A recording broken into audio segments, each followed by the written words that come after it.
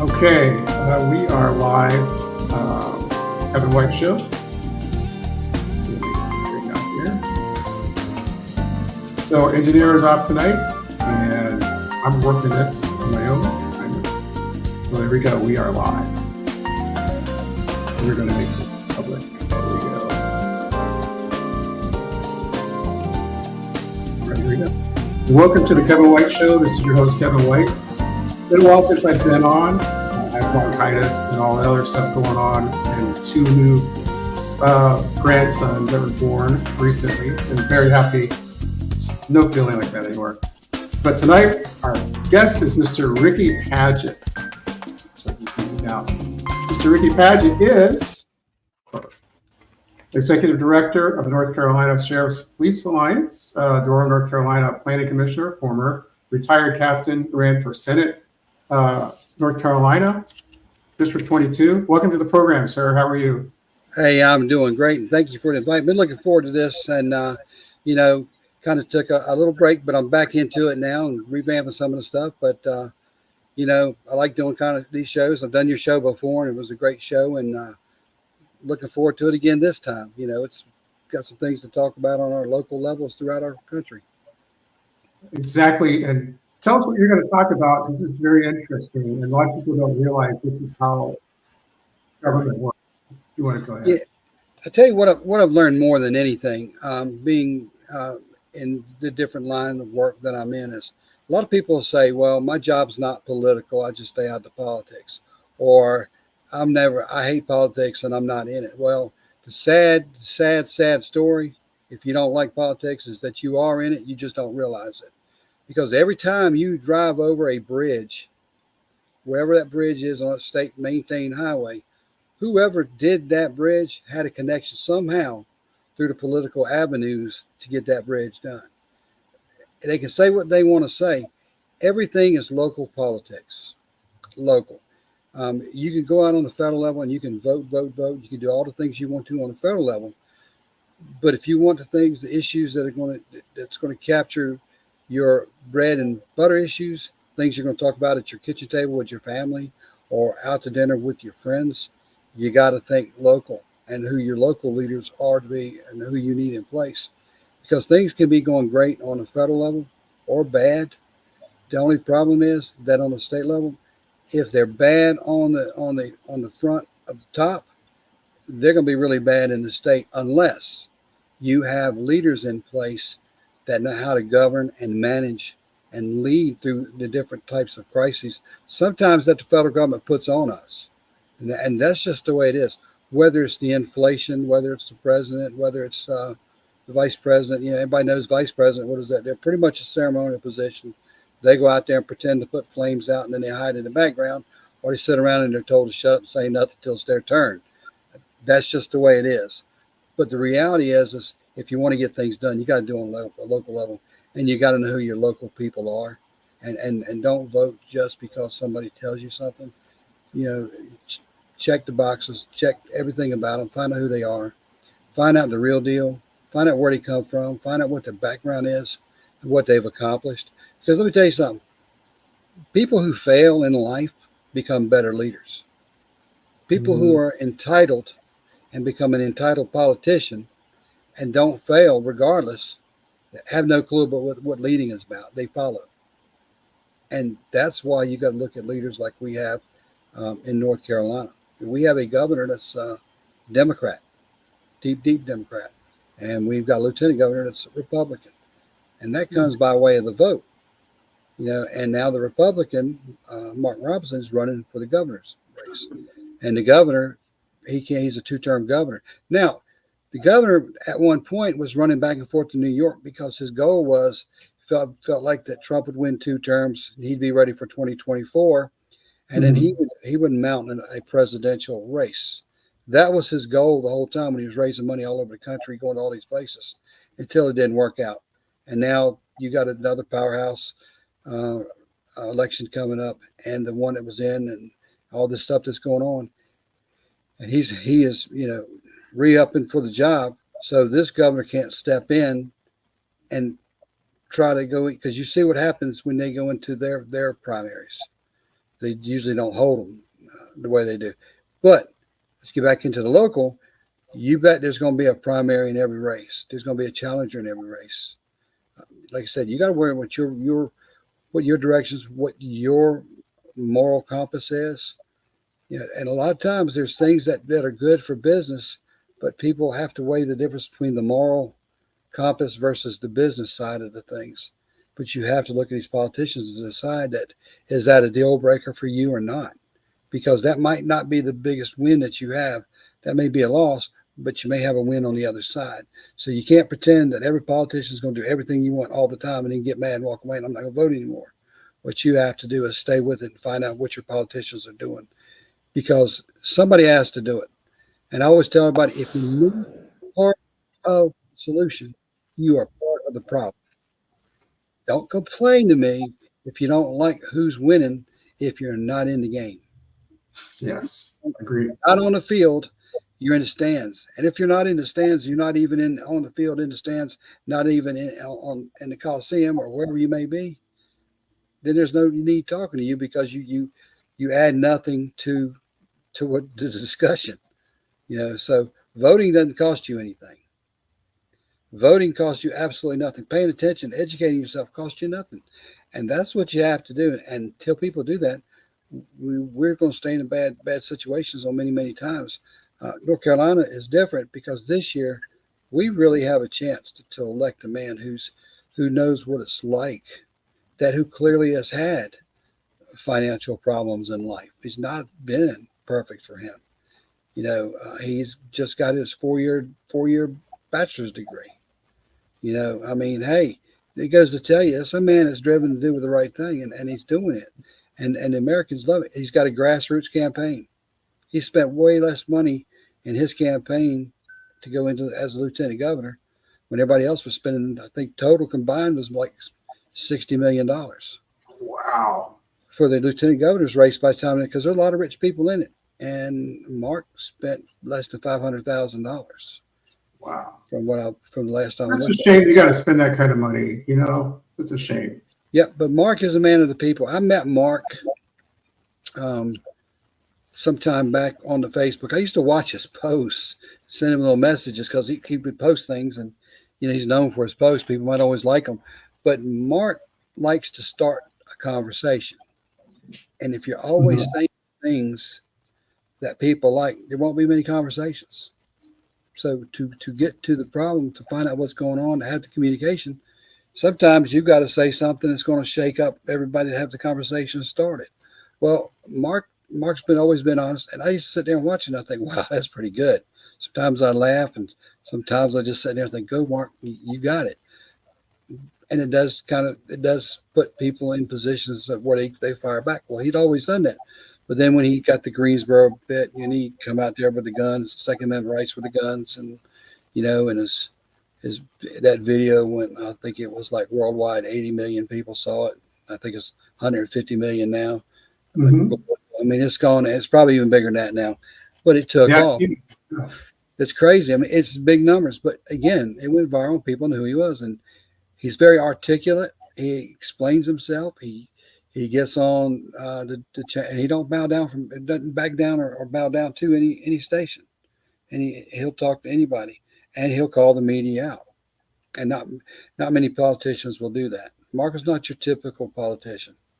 He's a very realistic, down to earth, common sense leader.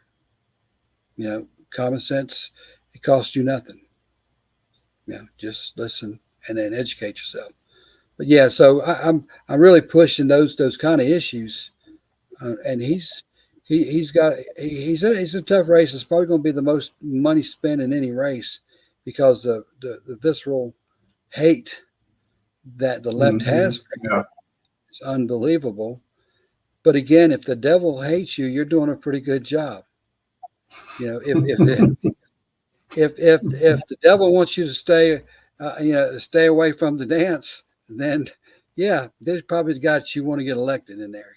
So I used to always tell everybody in law enforcement, they'd say, well, you got your information from this person, that person, you can't use that in court, can you? Because they're not credible. I said, well, let me ask something.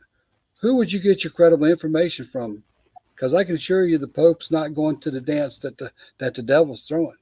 You might want to go talk to the devil's sister because she can whisper something in your ear that most people can't. And if she Right. does, it's good. And that's where you get it from. You don't get it from the people sitting back there, just sitting back and enjoying life and not going. You get from the people that are getting there, getting their hands dirty and wet, and they're getting involved in it. So you have to be careful. So when the devil's coming at you, when evil's coming your way, you got to stand there and fight. And in North Carolina, we've had that. And for so long, what we've needed here is a battle-tested warrior. And I tell somebody, hey, we need a warrior. We have to have a warrior. We can't have a typical politician. Right. We can't somebody just says something and backs away. We have somebody who says something, stands their ground, and is ready to move forward. We can have people scream and yell, but if not willing to take some kind of action. And the most impressive part about it is when you look at Mark will jump out and take an action. He doesn't like a lot of red tape. He doesn't believe it takes that long to get things done. And as Lieutenant and the Republicans in North Carolina have proven that. So we've been in a position to do that. We had the one Democrat came over to the Republican side and gave us the supermajority, a majority to get everything we want. Now, there's things that I want to see passed, and but you can't do it all at one time. Things do cost money. You have to put people in place. That's just the way it is. But I think North Carolina has a bright future. We're looking good. Right now I think we're like 6% up in the polls. As far as our races are going, national and local level, for what I'm hearing, and I think the local, when it's all said and done, is going to be a lot bigger. Because when Mark ran the first race as a lieutenant governor, it was a total of 9 people in the race. And he said, well, there's going to be a runoff. There's going to be a runoff. Well, guess what? There was no runoff because he adjusted his competition. And no matter how much money he put in there. So out of 9 people in the race, there was no runoff. He got the majority of the vote, which is huge. But the grassroots campaign that Mark put out there, going to county to county to county. I know that we have 100 counties, and this is a great thing about Mark. When I talked to him, he says, I've been to 97 counties. He made 97 counties. He wouldn't throw in, I went to all 100 counties, because guess what? Most people, he could drive through and say, yep, I've been through it, but that's not who he is. Right. I've been to all 100 counties. He said, well, I made it in 97 counties. Okay, great. Perfect. That's what we want to hear. Tell us the truth. And that's Mark. And he has a family that, if you look at the family, you can see that he practices what he preaches, and what he does it's all about the family, his family, and things. And those are things that what's his background? Mark, Mark was a military reservist. Okay, that's what I thought. Yeah, Mark was also he had a where he was working for like the furniture moving companies and things like that. So he had several jobs along the way. He had his own business, things of just a whole host of things. But Mark, Mark is like any average American, any average me or you. The jobs that he held, the blue collar jobs, where the rubber meets the road, where you got to get up every morning and you got to worry about, getting in and taking care of the family. And, you can come home and just think hard working jobs where, you never know when you're going to get an injury on the job or something else, and as he's moved up, I mean, he went from being a blue collar worker to lieutenant governor of the state of North Carolina, and on his first run in politics. That is just phenomenal. Who does that? I don't know. Incredible. But his grassroots campaign, you can't go anywhere that his grassroots campaign didn't win the day, because they worked the polls. They were out in the streets. They were doing what they needed to do. They were on the telephones. They were on Facebooks. They were wherever you went, you didn't see that they weren't one of the things that when I ran as for Senate here, and I kept thinking about it, and I said, it's great to have all these fundraisers if you can, but face it, when you're running local politics, and this is what turns people away, a lot of people don't give up a lot of money because they want you to go do on your own, and they want you to win, but they're not going to really give you a lot of money because it's a local race, and you know how it goes. But if they only knew Yeah. what I know, what we know later, is it does take that. And so, but instead of out there, you know, for every fundraiser I could try to put up, you know, I did a couple fundraisers and they were okay. But where I got the biggest leverage was when I was out on the street corners. And Really? we went to corner to corner to corner and we went into rural county areas, to the farmlands and at junctions and crossroads. And people come down there and you see the 18-wheelers, and we'd be at a convenience store in the front across the street. And we were down there politicking, you know, and my signs were up down there too, you know, and we were doing federal elections, and we had the people coming out, and people really weren't doing that. And then we started doing that, and we were going at it. We had more fun. We weren't going to go door to door. People didn't, you know, getting people to go to door was pretty hard, especially out in the rural areas. Oh, yeah. But what it does, you get more touch. If you're standing out there with your signs, flags, and people coming through these major intersections, guess what they do? They support you. They blow the horn. If they don't, they raise hell and cuss at you, and they keep on going, you know. But Yeah. you also gauge the voters that way. You find out where it's kind of heading. So Yeah. when we could stream it live before they started cranking down on us, I'd gone out there before and spent 2 hours out on one corner out in the county, and it was streaming. And at the end of people who watched it, after we finished it, within 4 days, I looked at it was like 250, 290,000 views. You know, where do you get that kind of coverage? Well, I think what happens is when somebody like me gets that kind of coverage, then that media industry who is banking on somebody else has to step in and squash that process because they can't afford their person not getting elected. And that's, unfortunately, it happens on a local level too. And they can say what they want in the media. That is regulated. They regulate that through whether it's YouTube, whoever is doing it. Facebook, I used to get in there, and Facebook, when I was running for office the first time, bam, I was everywhere. It was coming out there. I was getting feeds. I mean, it was picking up. I was getting some great coverage. I mean, I was getting people calling, checking in. Hey, what are we going to do? What do you do? A lot of activity. But as soon as Facebook got it to where they would block it and only 5 people could see it, then they had to play the game where you had to contact people and say, hey, I'm getting ready to do this at so-and-so. I need 30 people, 40 people by this time to put it out so it could take hold. And you had to go across their algorithms and play the game, and that's what they were doing. And it just made it hard. But before they started doing it, I mean, you would just, so the local level, so that's where the local politicians, the local guys who never ran for office could get in there and make a difference. But as soon as you started getting squashed by the local media, and I'm sure, you know, when Facebook was getting notified, hey, this guy's this guy, because I mean, face it, they admitted, look at all those people they had in there from the left in there regulating everything, all the way from putting law enforcement in there and the FBI. And here's the other thing too: is I ran for office, and every time I ran for office, I got audited by the federal government. IRS audited me. Audit every time.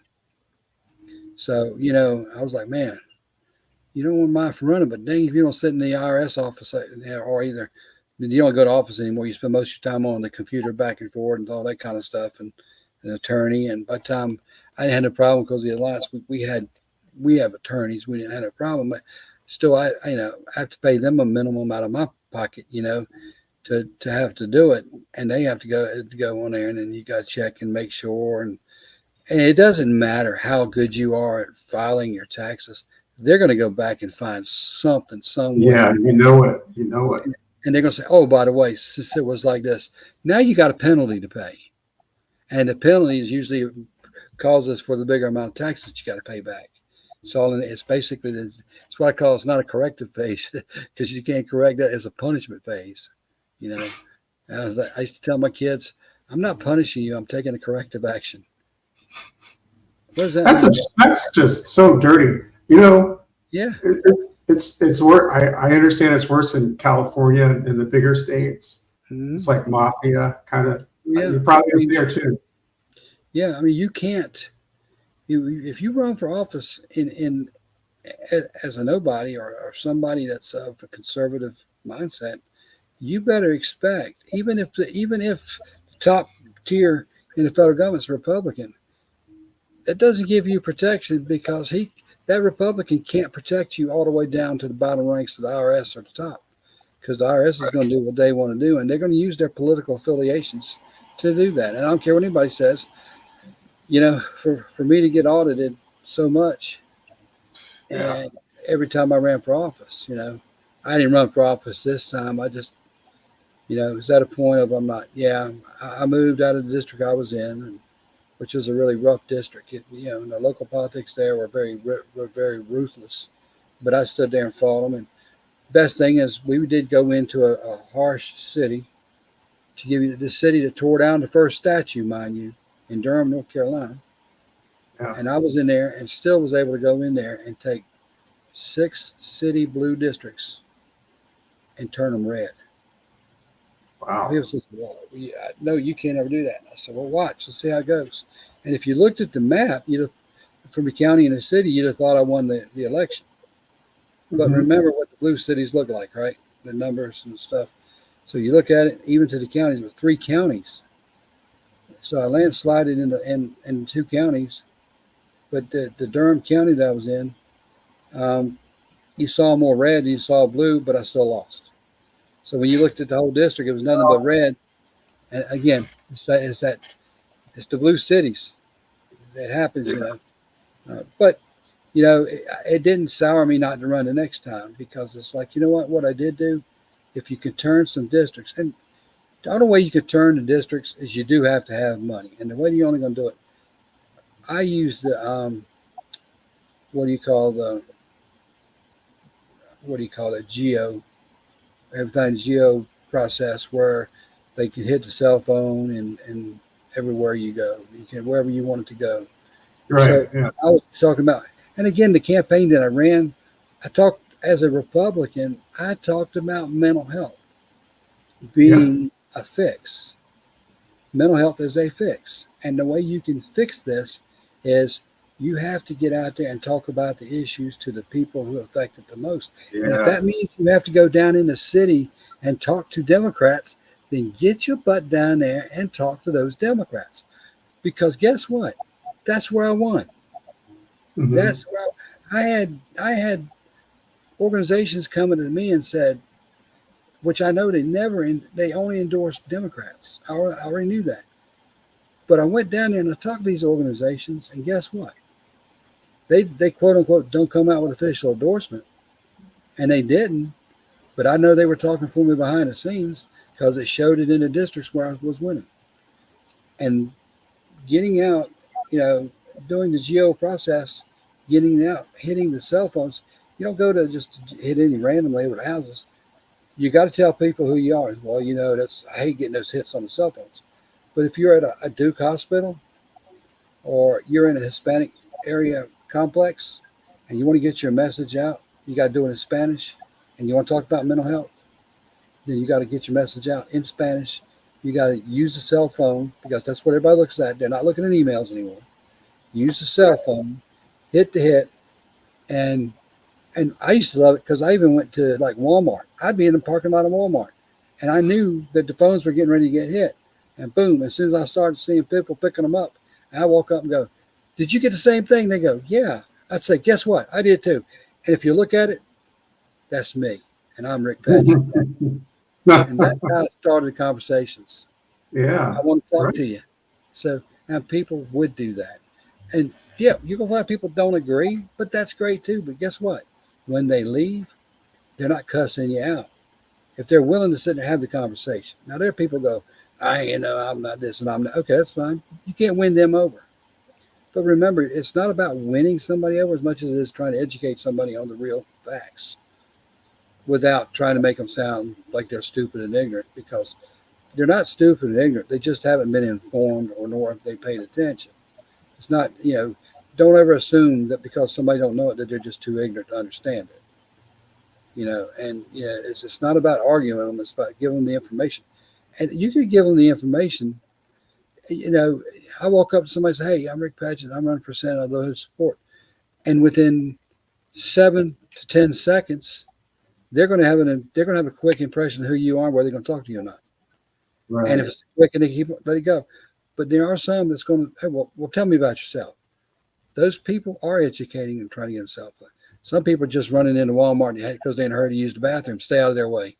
That's just the way it is. But hey, I'm Rick Padgett. I'm running for the Bob. And I always have a business card. Don't give them all these fancy. Here's my business card. Because guess what? If they want to look it up, they're going to go on their phone. They're going to check your website out anyway. Yeah. You don't spend out. And now, if you go to certain areas, you do give out. But that's how you win in the local races, or that's how you improve. Some people, well, you didn't win. Well, I kind of did, because when you look at the numbers I turned in, and how we turned over the districts into 2 counties and won by a landslide, and we were able to pick up 6 districts that had never been turned red. We know now it was a great pilot, because it tells you how you can go to the blue districts and how you can win these things. You can go down there. You look what Trump's doing on the national level right now, but it took him having to stay in New York to do it. That's something he probably should have done a long time ago.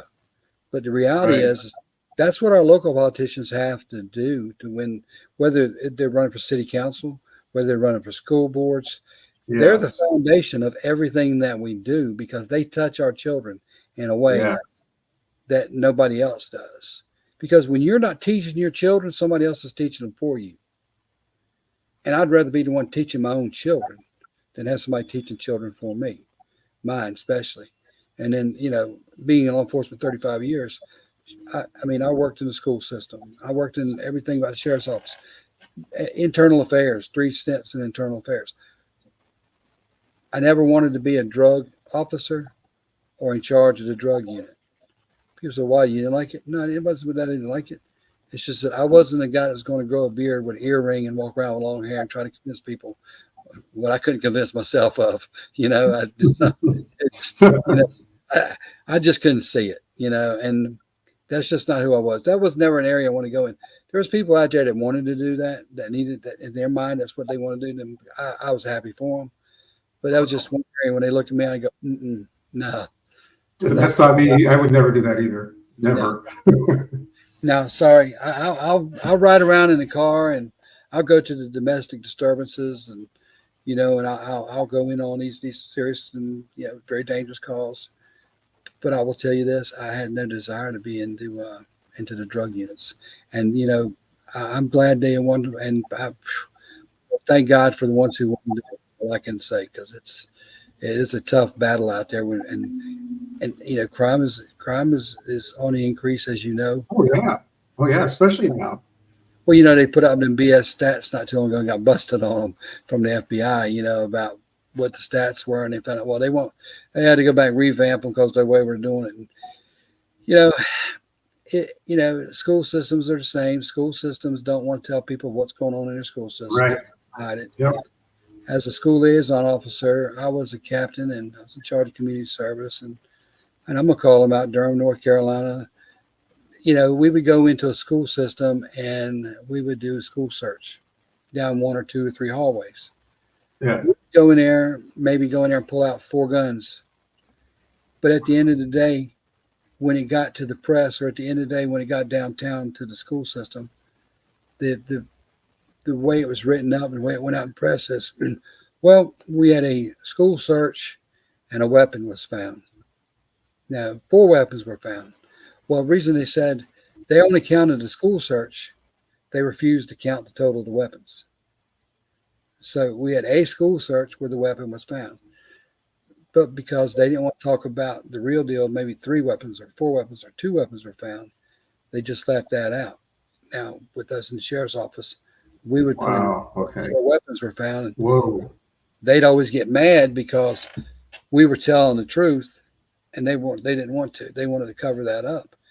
And then I found out our superintendent was to push behind that, because he did not want anybody to know how many guns were in the schools, how many drugs were in the schools, and he didn't want to increase dropout rate because he wanted to get appointed to a position in the federal government by the President of the United States, Barack Obama at the time. Oh, And guess oh, what? After they gave me such a hard time and did all their stats, and long story short, I was in charge of the units, and then the school demanded that they take me out because I wouldn't let them tip them off so they could go in there and regulate what we could find and didn't find. So ultimately, it was hard on the sheriff to keep me in there because they were trying to maneuver everything they could, and they turned it into a fight with the sheriff's office. But of course, shortly thereafter that, I took on training and went into internal affairs. So what better place to go, I guess, So went into that, but but right. guess what? The guy superintendent, I'm not going to call his name, but I will tell you, he was appointed to the educational system, and he took over the part where the president had his committees and groups, and the secretary, what was it, the education secretary at the time, and he became Obama's #1 guy, all because nobody was finding out what the real deal was. His record was great. So yeah, it's perfect. It's great, but it worked out for him. It was the biggest lie I never told. Oh man! But the lie was never told. But it gets to why I say that you can't help what goes on at federal level unless you're in that battle. We are bystanders. We vote, but we are bystanders. Yeah, we don't have to be bystanders in our local level. Exactly. We have a right. We have our own state constitutions. Our own state constitutions gives us certain rights. And we have the right to push off the federal government if the federal government's trying to get us to do as a state what the Constitution doesn't allow them to do. And maybe I'm going to say they misrepresent the Constitution. Like it's not happened before, right? We see that on a regular. You get a situation where any of that goes on. And I'm not calling any names, but it does happen. And, whether it's the FBI, DOJ, whether everybody thinks there are certain allowances to avoid the Constitution. And they can always articulate why you can avoid the Constitution. But our forefathers never come and said, hey, these are the exceptions that don't apply to the Constitution. I don't think there's anything in there that says that. I've never seen it, that the Constitution doesn't apply to X, Y, and Z. I've never seen it because it's not there. Our Bill of Rights, none of that is there. And I think that's what we have to really look at. And you get some of these guys that talk about sovereign citizens, that they only answer to the sheriff, the only one recognized in government for them, because that's the part of that process that's in the Constitution. You'll hear more about these sheriffs in the process of how the law works, it became, and the sheriff was created from England in the first place. Most people don't realize that. We didn't just arbitrarily land and a bunch of cowboys got together and said, hey, let's call this guy the sheriff. It came from London, and it's the Shire of Reeves, the sheriff of Reeves. So they took this guy, and remember England, what did the sheriff do? He collected the taxes. That's what he did. So when you get in North Carolina, the sheriff here, they enforce the law and collect taxes too. If you don't pay your taxes, the sheriff's going to knock on your door and take something from you, so you will. Same thing that they did in England. If you don't pay your taxes in North Carolina, you're going to get some kind of paperwork. He's going to come to your house, and if you owe $10,000 and you got a Mercedes sitting out there worth $30,000, you just they're taking it. That's just how North Carolina. But it's the duplication of the same thing that they have in England with the sheriff. Yeah. So let me ask you this. Okay. I'd rather be a state kind of person and citizen. However, the state goes overboard on its own. It's like they're trying to mimic the federal, like just to do hair. If you want to be a hairdresser, you gotta get a license. And it's longer than it's more intense than most of your driver's license. And your hair grows back. You can't mess up hair completely. Yeah. And you gotta just renew your license. You gotta renew your tags every year. That's ridiculous. You should have I'd one rather them permit. just charge me a fee and be done with it, Right. Yeah. Yeah, that's That's the only thing I don't like about it. And everybody tries to do the same thing. Some states don't have income taxes. But like I said, I just let remind you again, I grew up for 3 years in North Carolina. I like calling North Carolina home. I heard that song all the time. I'm sure you did too. Yeah, I love North Carolina. I mean, I love North Carolina. I love people. The people. I mean, North Carolina, you're at the mountains at any time, and where I'm at, I could be at the mountains in 3 hours, or I could be at the beach in 2 hours. It doesn't matter. And I do like the mountains. I do like to go, to the beach when the wife we go there. I don't go as much as I want to. I'm not a guy that goes out and lays out on the beach and all that kind of stuff. Right. I like to go to the beach because it's, there might be some entertainment there, good places to eat, things to do. But I'll go to the beach and do things like that. But I get to a point where, okay, I've been out here enough now. I want to go back and do whatever. And that's kind of how we do it, but, it's kind of like when you're talking about the hair, and I'm laughing about that because when my wife and I were talking about it, and I said, you know what, somebody needs, I'm old school. I mean, their hair's too long. They need to get a haircut, or they do this, or go and get a haircut and they don't like it. She says, well, don't worry about it. It's only hair. It grows back, and I'm saying that's so calm, present hair, but what about to the kid who sat there that primps in his hair and all day and, he's got a Saturday night date coming up and then all of a sudden he comes home and he looks like alfalfa, he's like, oh no, what do you do? Oh no, that's not good. It's not only hair then, so, I laugh at it because, well, it's only hair. It'll grow back. And I'm like, yeah, whatever. I said, yeah. So I've actually adopted that to some of the kids when they didn't like the haircuts or whatever. I'm like any parent. I want to save a little money. I went out and bought me a set of barber clippers. I was going to cut my son's hair. And I can truly say it was the worst haircut he'd ever had. And I looked at it and I was like, yeah. It looks good though, son. I was like, no, it don't. It looks awful. And I thought, well, I ain't gonna do that again. I probably ought to sell these clippers because I shouldn't have been allowed to buy these things, because I didn't know. I think it was like, let's try it anyway. Just cut it short. No, it didn't work that way. But what you cut, you can't uncut. So yeah.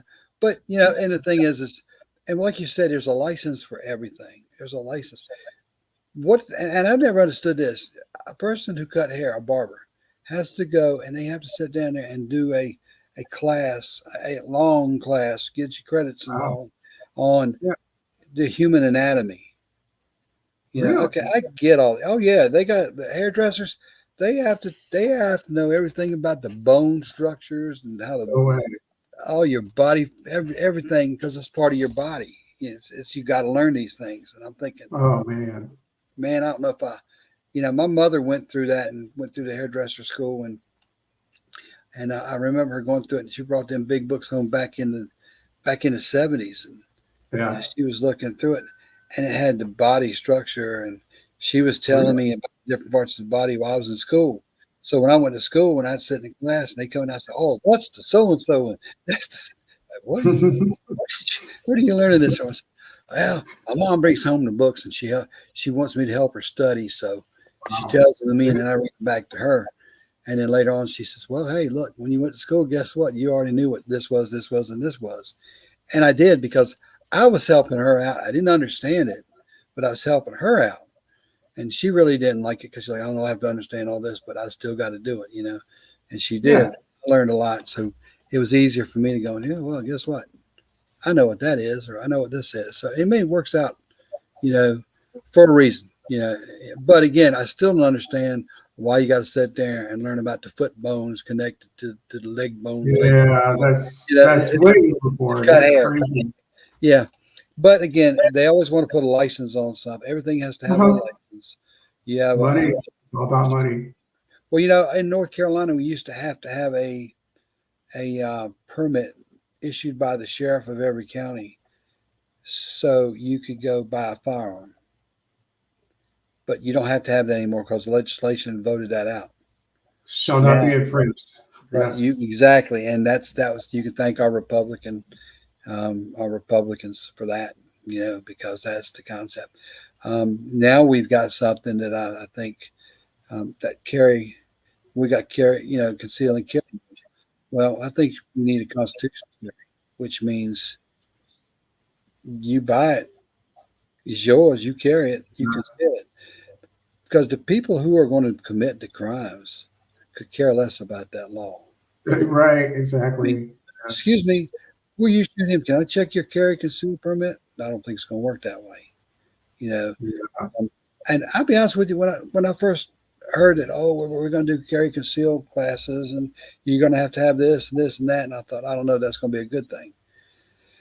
And it wasn't because I didn't think people could do it. It was like still controlling. We have plain view, and your firearms in plain view in North Carolina. My theory is this: if I have to end up using a firearm, I'm law enforcement, so I can carry by law concealed. But if you have to use a firearm that you got carried, you're concealing, and it's a life death situation, are you really going to care about a misdemeanor about carrying it? Right. I'm not. Nope. Get an attorney and move on down the road. Let's take this battle to court and change it. So I do believe the constitutional carry law, where they go, well, the biggest argument is the NRA says, well, you got to have these many classes before you can get a constitutional carry. I don't believe anywhere in the Constitution anybody says that you got to have a class No. to carry. Now, No. I would say it should be highly recommended, maybe, but I don't think anybody has a right to tell you that you can't carry that unless you go to XYZ class. Now the other thing is mental health. I'm. This is what I felt out with the NRA. I guess when I ran for politics, and I got like a 93% average. I didn't get the 100% from them. I got their endorsement, but they didn't like my position on mental health. Mine was if you are known to be having mental health issues, and it's found that you have mental health issues, then clearly, yes, you shouldn't own a firearm. Because if you are dangerous to yourself and others, the last thing you want to do is give a firearm. Of course, the argument that many have is, well, how do you really know that? Well, because you got professionals telling you that. Yeah. You got a mom or a dad or a parent. So I did. My thing was, I don't say unequivocally I got that you have a right to carry at all costs. I don't say that. What I say is those rights should not be infringed. But I do think that the forefathers did not talk around and hand out a guy down the road that was off his medicine or whatever going on in his life. Things I wanted to say off his rocker, but that can mean a lot. If he's not right and something's going on with him, I don't think they even handed him the firearm and said, "Here you go, this is yours. Take it home to mom and dad on the way." I don't think that ever would have happened. I think it's a common sense, more reasonable approach. That if it's a medical condition, physical, medical, mental condition that keeps you from carrying a firearm, then that's just a medical analysis that says, sorry, you can't carry one. But you talk about red flag laws and domestic violence cases and all that, I get it. I understand it. If somebody's convicted of a domestic violence case, yeah, okay, we can look at things like that. But you still have to tread lightly on those laws because that person, their rights don't need to be infringed unless it equivocally needs to be. But Mm-hmm. it may I agree. be, I'm not saying that everybody should carry a firearm. All I'm saying is that there has to be something in place to make a major determination, other than an accusation that somebody made an accusation that you're you got mental health issues, you shouldn't have a firearm, so therefore you're not going to get one. Yeah, Or like you're violent, and you're not. you can get firearms anywhere. You can buy them Yeah, out of a trunk, and I think you should be a citizen. You have that privilege. yeah. I mean, I mean, it's crazy. I mean, um, yeah, I've got firearms. Everybody knows, I mean, I'm a retired cop. But I mean, a piano player's got a piano at home, don't he? So what do you expect? You know, Yeah, electric yeah, guitar man plays guitar. He may want two of them too. right. But the reality is a simple one. It's states' rights, and I'm back at states' rights is electing the right people, put them in the Yes. right place, right position. And I don't care who they are, where they come from. It's where do they stand? What is their position? And it Hmm. doesn't matter. I don't care if I'll say this: if you take a Cherokee Indian off the Cherokee off the ranch where they're living, and you put them out there and they're running for office, I could care less. I want to know how he thinks. I want to know where his stand is. I want to know his position is. I don't care what I don't care. And I'll say this: um, I know Muslims out there that probably more conservative than I am. You know, Yeah. that just because they got Muslim attached to their name didn't mean that every Muslim is what you picture on television and some of the TV shows or what you hear. Yes, there are some issues, but again, not every Christian is a soulful Christian doing the right thing either. Hmm. You know, That's um, true. Exactly. Yeah. so but the same thing is, and and when you say, well, I'm kind of I'm kind of suspicious of this guy and that. Well, you know what? There are cases. Everybody is being looked at nowadays. So if Hmm. one person or one nationality gets looked at, suck it up. Move on down the road. If you don't have anything, you ain't doing anything wrong. What does it matter? Just go Right. with the flow. We got enough things going on now with terror in our country Oh, yeah. now. We're now in such a state of affairs with. Can you imagine the terrorists that are in our country that we don't even know? How many We don't sleepless even nights? know. When I Let me retired ask law you, enforcement, go ahead. do, do you have illegals in North Carolina? Sure. I'm pretty sure Charlotte does. Oh, Charlottesville. Charlotte was the you know Charlotte was the foundation and the base for most of your terrorists that come through the United States at one point. Okay. And you know Wow. what they you know where they were what they were invested in and what they were using for terror, right? No, Cigarettes and baby milk. really. Baby milk. Whenever anything that they were bringing into they were associated everything with cigarettes and baby's milk. When whether it was cans or whatever bringing through the country, that's what they were using as their process to get it in. So that was a big thing, and that and I got a big write up on this too. But um, the guy who planned the towers that were over here and they arrested him and took him to trial. Do you know he was Yeah. educated in North Carolina? I think it was I want to say at Chowan down in trying to figure out the county down there. It's off of 85, Chowan, and place where Chowan County or somewhere down going towards Charlotte. He got his associate's degree at a local community college right down Wow. there. So I mean, it was unbelievable, and he ended up being one of the masterminds for the Trade Center. Wow. I didn't So know. That's crazy stuff. yeah, Charlotte is a hub for terrorism. People don't realize Wow. it, but it's a hub for terrorism, and the FBI and everybody knows it. I mean, it's not like it's a secret. And they can track the baby's milk and they can track the cigarettes, things of that nature. And that's how they make their way in. That's their backdrop.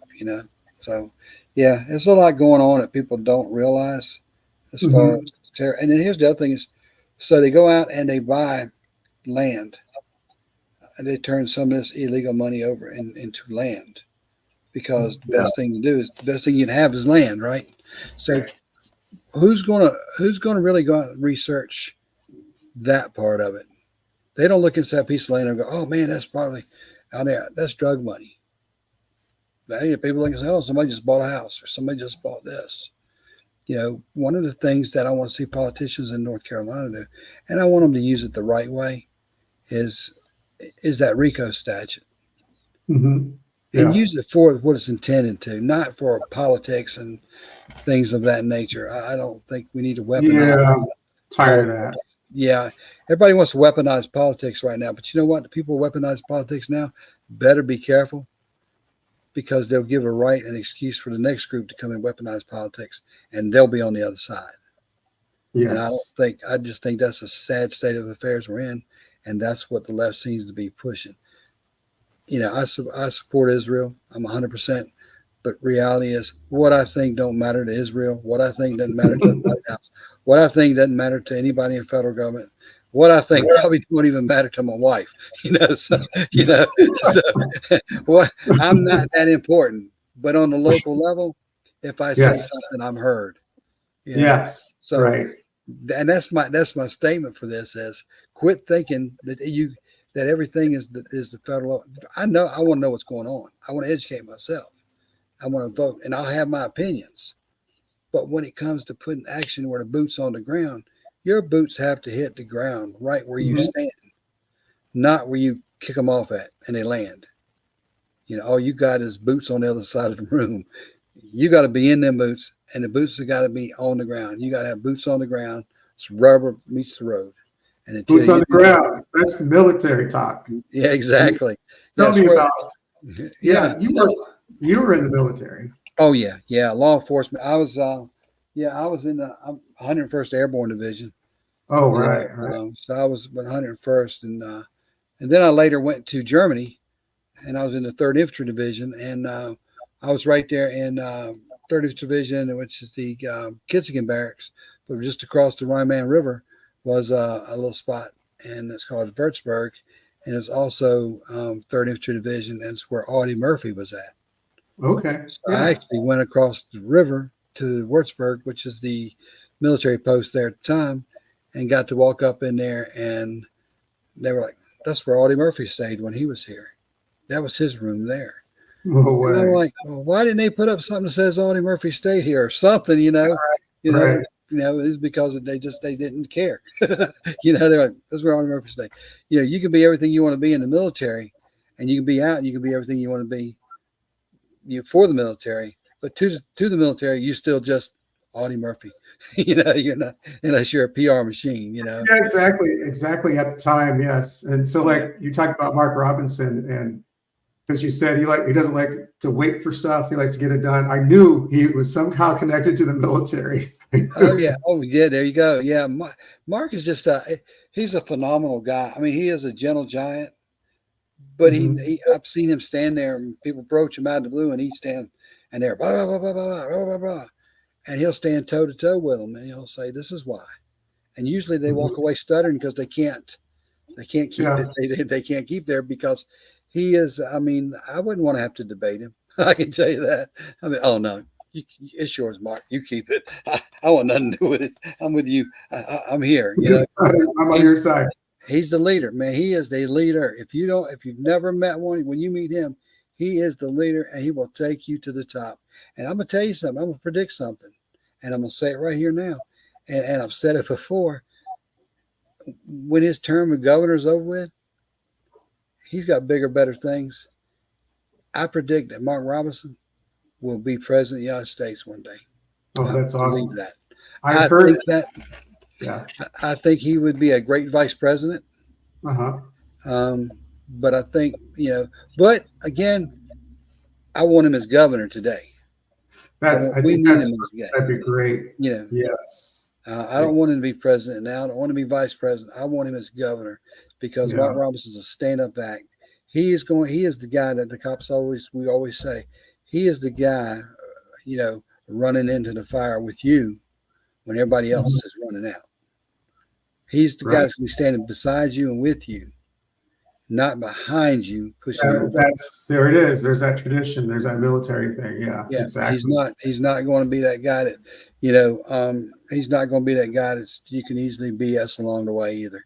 Um, I just say, it's like I tell my wife one day, I said, in a lifetime, you meet very few people who will stand out in such a way that you believe everything they say.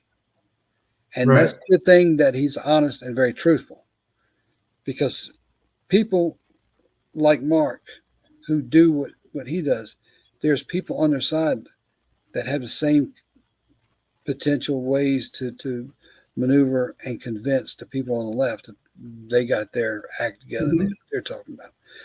So as hard as Mark is working to be governor, there are factions out there working twice as hard to keep him from that office, because they fear the fact that he gets in there, their reign of terror is over. Yeah. Something you touched on earlier, for all the military guys out there, you realize how little scum you are when you're in the military, how you don't, you're part of a team, but you're not any better than anybody else. I see that coming out of him, coming out of you. And we have been in the national spotlight. You and I Oh have yeah, been on these big giant shows and everything, yeah, but yeah, we know who we are for real. yeah, And that's why yeah. I like Mark. Oh yeah. I mean, it's when I saw him on Fox, I'm like, yeah. And every time I see him on TV, my wife goes, "You're grinning again." I said, "Yeah, I know. I love it." I said, "It's just so good to see a working man, a Yes. blue collar Uh-huh. man, a person who's down to earth, somebody Mhm. who can sit at a table and have dinner with, and feel like it's somebody you want to sit at a table and have dinner with, or you Yeah. want to have a conversation with." And like I said, you know, and look, and he gives his accolades to God and Mhm. country and family, and he is the North Carolinian value. He's Mr. North Carolina, basically, as far as I'm Yeah. concerned. I tell people, I said, what is Mark Robinson? First and foremost, he's Mr. North Carolina. You won't find anybody who loves North Carolina and Uh, wants to do for North Carolina than Mark Robinson. You won't I heard, find I a man that'll be willing to give his life for what he think believes. it was what, 2 years ago you were talking about him Mhm. on one of your programs I was watching, and I thought, well, this must be some great guy. So Yeah, I'm and gonna now, have to follow him. I have to see what's going on with him. oh yeah, follow him. He's on Twitter a Yeah. little bit. I don't think he does much, tweeting on Twitter and stuff, but he does. He's pretty active. He's got a lot of great YouTube videos, and Hmm. I mean, he can be controversial because he don't back down from the left. Um, but he is a gentleman's gentleman, but he's also a man's man. So, Hmm. he's got a great mixture there, and he's got a supportive family and a wonderful wife that, as she stands with him, behind him, with him wherever he goes, she backs him. They have got the most honest, relationship between the two of them, as far as, you could see that they appreciate each other and they love each other.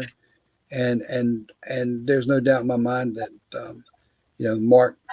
Mark has great conversations with his wife just about things in general. I North Carolina know, and they both love this country. And I think that they would make the best governor and first lady for North Carolina. They're just solid family. That's the kind of people you want too. I mean, it's just Absolutely. like DeSantis in Florida. Oh yeah, yeah. Yes. DeSantis is for Florida. DeSantis is going to be for Florida, and then we get Robinson here in North Carolina. We Yeah. can't. I mean, we're great. We're in the driver's seat when we get that, because with the and we keep the Republican House. So, We need that in Ohio. Just saying. so you need that, or you got that? We need it. Yeah. We need I it. say, yeah, y'all had a Republican governor kind of got a little crazy off the chain every now and then too. I thought some things Yeah. were Right. going on. I was like, wow, he just kind of jumped ship. That was kind of weird. You know, you got a group, and all of a sudden your leader jumps to the other side and says, nope, this is not what we're going to do. It's a women's sports thing. Yeah. Yeah, Yeah. that was kind of, Well, look, what was I heard someone the other day said, what if it didn't matter and you didn't look at any sports for gender, and you just said, oh, we're all going to put men and women in the same sports, and we're just going to have it. What did that would do to that concept they're using now? They would never be the number one in the sport again. no, And not at they be all. standing and screaming, "You can't let men in here." Well, guess what? Well, excuse me. Have you figured That's that out? mental illness right there. That's what, in my mind, men and women are different. They've never Oh been the yeah, same, and they have their purposes, yeah. and that's how, just like the animals, it's the same. Yeah. I mean, you're built, and you talking about animals. I love to watch these YouTubes. I watch one or two, and all of a sudden I'm seeing a bunch of them now. where how animals live or how animals get injured and how they take care of themselves. And somehow, Mhm. sometimes how an animal tells an adult, a human being, that Yeah. they're hurt or something. And then that same animal will remember them when they come back 20 years later. They don't ever forget it. It's just some things I've learned more because just sometimes, I thought, and then too, I learned that I got two Datsuns and boy, they are fun. They are a blast. We had one, and then my wife says, "Honey, they say you're supposed to have two of them." I said, "I don't know." And, well, then guess what? Um, until we had two of them, I came Yeah. home, had to play in the floor with them about an hour, hour and a half. After we got two, I don't have to do that anymore. Oh man. I think there's a rational reason for having two. And Yeah, because we have grand dogs, and separately, it's different than them together. They're so occupied with each other. yeah. And I'm like, boy, I don't have to jump down the floor and play for an hour and a half. Now I have to do it, in maybe 20 minutes, 30 minutes, and he's done. And but they're great. The Dotsons, their energy, but you got to know how to handle them, and they know Yeah. what no means, and you teach them those kind of things. It's just like training them, and they know. I can say no, and they stop what they're doing, and they're very loving dogs, and again, that's a stress reliever too after a long day of dealing with issues out there. So, but Uh-huh. I've enjoyed the show, and I'd love to come back and then get you on mine once like I said, I'm revamping a lot of things to the show because I'm trying to. My show is that I want to get away from. I don't want to do politics all the time. I want to start Right. doing some very That's light topics, some entertaining topics. One cool. of the shows that I'm going to do before long is my one of my best friends lives in Memphis, Tennessee. He was the what I call him the personal assistant to Elvis Presley before Elvis Presley passed. Oh wow. So Yeah. he's agreed to come on the show and talk. He's got some great Cool. stories, and Hmm. he's got some wonderful stories about the man. And it's just people just don't hear how normal he was Yeah. and how much of a practical joker he was too. Really. And he's got some great stories and about how his heart and what he did to the community. And most people, whenever he wrote a check to get something done, it was always anonymous. He didn't put Wow. himself out there as much money as he put out there, and he gave money. He just said, "No, just don't hear this," that kind of thing, and the things they Yeah. did. But just that's the kind of I want the good stories. I want to hear about great things happening and that they can tell what happened in America and things that's been going on too. Yeah, I totally agree. There's a lot of great people out there, and I'd love to have you on as a panelist sometime. So I get on a bunch of people and we talk Oh yeah. about different issues. And yeah, you're one of the guys. You're the always smartest guy in the room. No, So I don't know about that, but I appreciate the invite. you got insight we don't have. That's what I'm trying to say. Well, Behind the scenes, you ran for office. So you oh, brought this out before in previous shows. I'm like, wow. Like they keep you off the ballot. Some people do, like these states. they don't want me on the ballot. Yeah.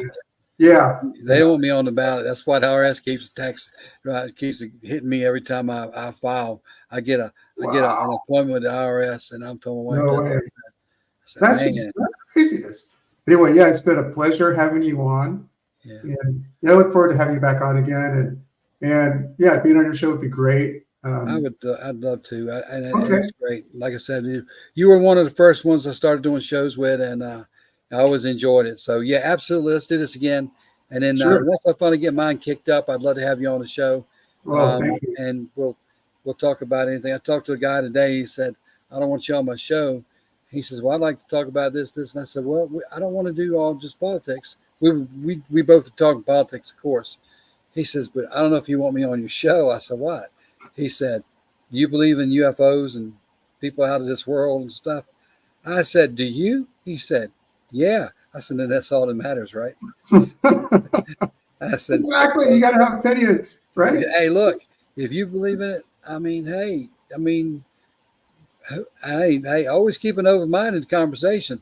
If if you don't believe it, whatever, you can have fun with it and just listen and learn. And because again, it gets back to thinking about the way people think. And Yeah. Yeah, heck, look at all these airline pilots that see things they can't explain in Yes. the air. You Right. know, But they're unidentified flying objects. We don't know what they are. They yeah, could that's be. why they're unidentified, right? That's what I told the guy. I said, yeah, we just don't know. But you know, I I think do I think maybe there's a guy in the government sitting back there going messing with everybody. Let me hit this button. Yeah. I hit this button and go that button.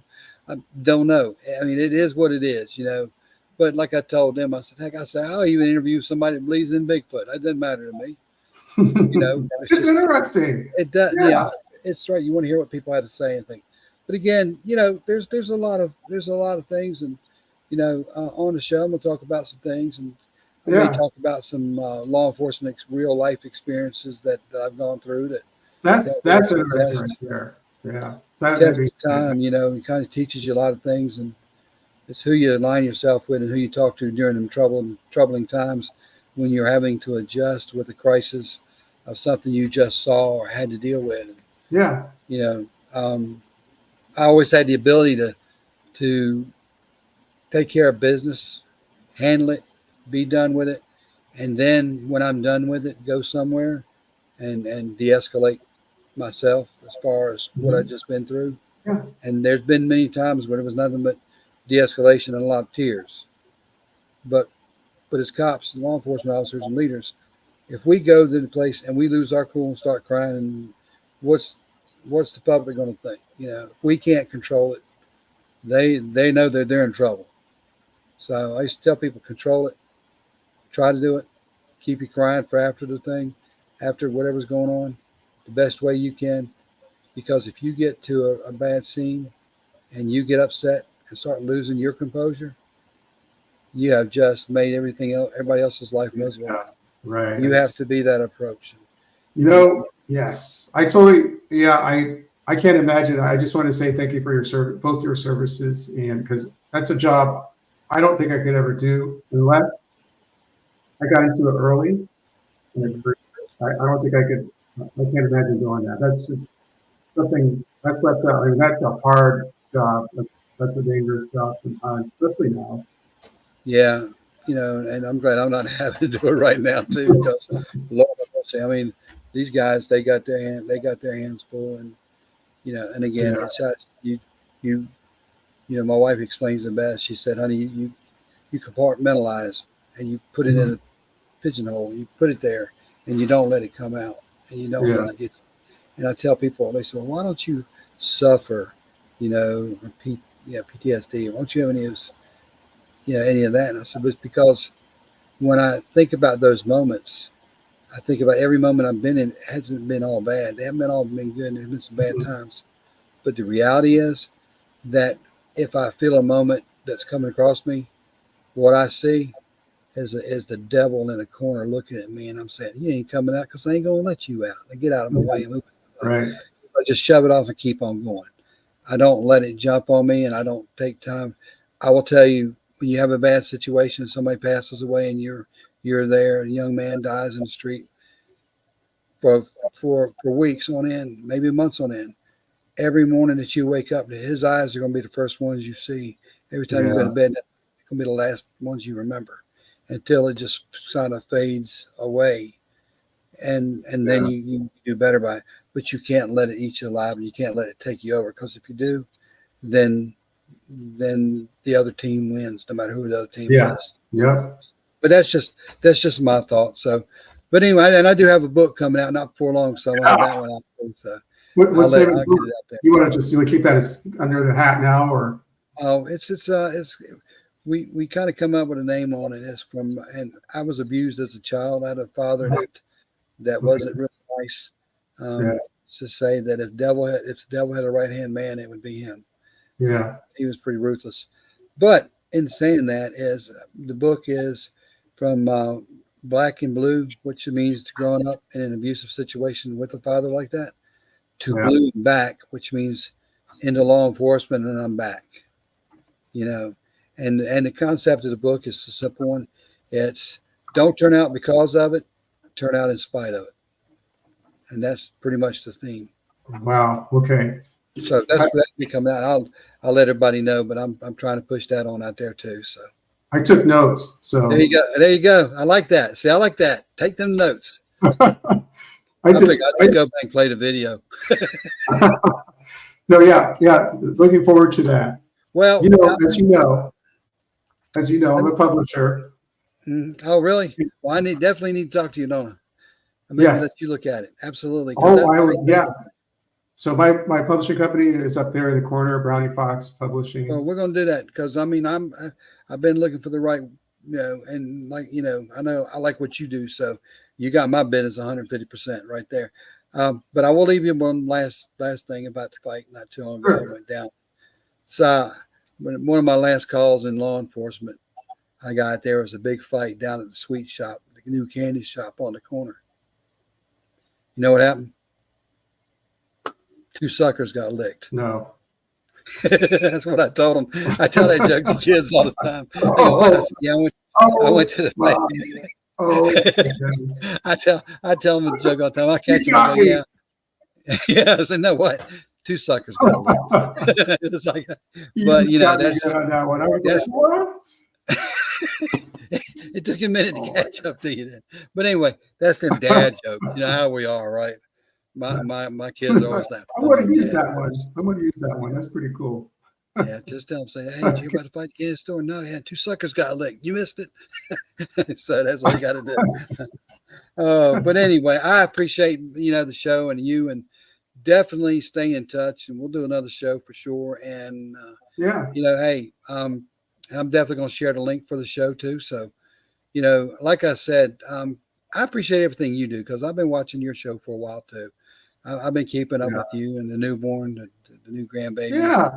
all that. Yeah. That's like so cool because we had one a year ago, and we're like, wow. That's what it's for. If you don't ever remember anything about anything, remember the thing that affects your children the most and your grandchildren is all on the local level. Yeah, you're right. Nobody on a federal level will come down here and ask you what you think you need for your child. You got to go out and get it or keep it. And the way to do it is on the local level. Yes, I totally agree. Thank you so much. All right. Well, you have a great night. All right, you too. Talk to you later, sir. All right. Have a good day. All right, you too. All right, that was Mr. Rickey Padgett. Fantastic interview. I think what he did. Now, notice my screen got a little darker. I don't know why, but anyway, it was a great show. Looking forward to having another one next Wednesday. This is a little different. This is on a Thursday. So next week, we're going back to Wednesday. And we're going to have different things. I have a lot of things lined up. So can't wait for that to happen. So I appreciate you as fans and the radio fans. I'm going to probably rebroadcast this at another time. I'm going to put this on the radio, on my radio program. But it's somebody else's night tonight, so I can't do that. So anyway, we'll see you next week.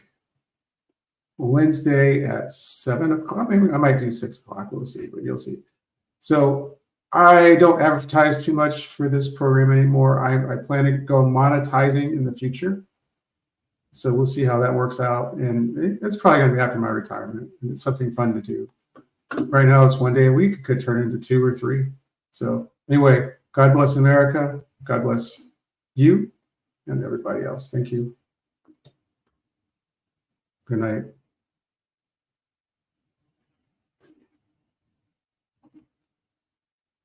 Here we go.